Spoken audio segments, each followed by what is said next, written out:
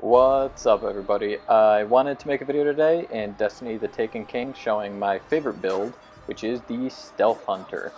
The Stealth Hunter, for those of you who may not know, is a way of abusing all of the invisibility perks in the Bladedancer subclass to allow you to run up to a group of enemies, kill them all with a shotgun, and leave before there's any risk to yourself. It's very much so a run and gun subclass based on getting invisible, running up to enemies, smacking them all with Invective, and becoming invisible again before it's a problem.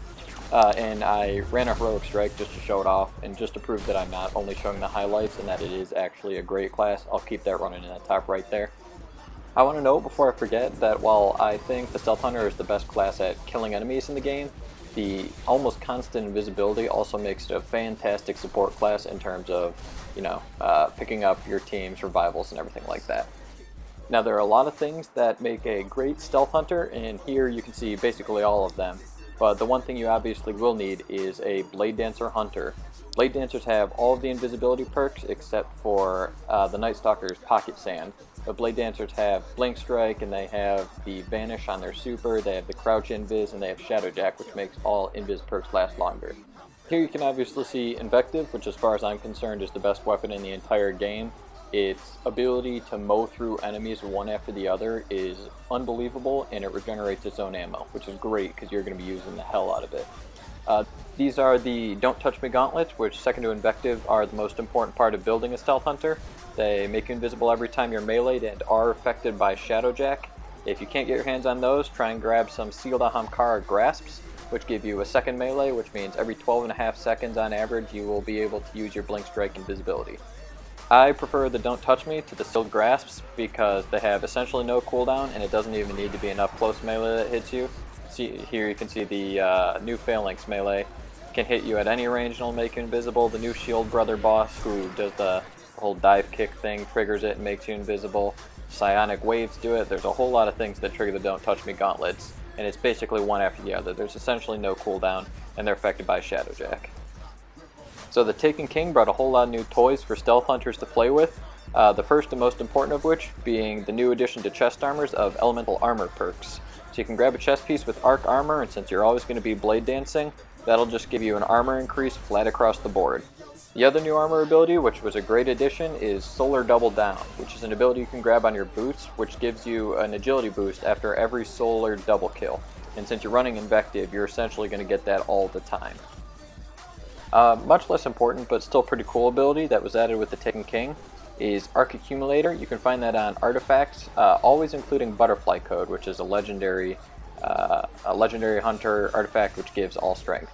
And that'll generate an orb, or have a chance to, I should say, every time you use an arc melee, which, since your Blink Strike is going to be your main way of getting invisible, you're going to be using a hell of a lot of arc melees, you're going to want that.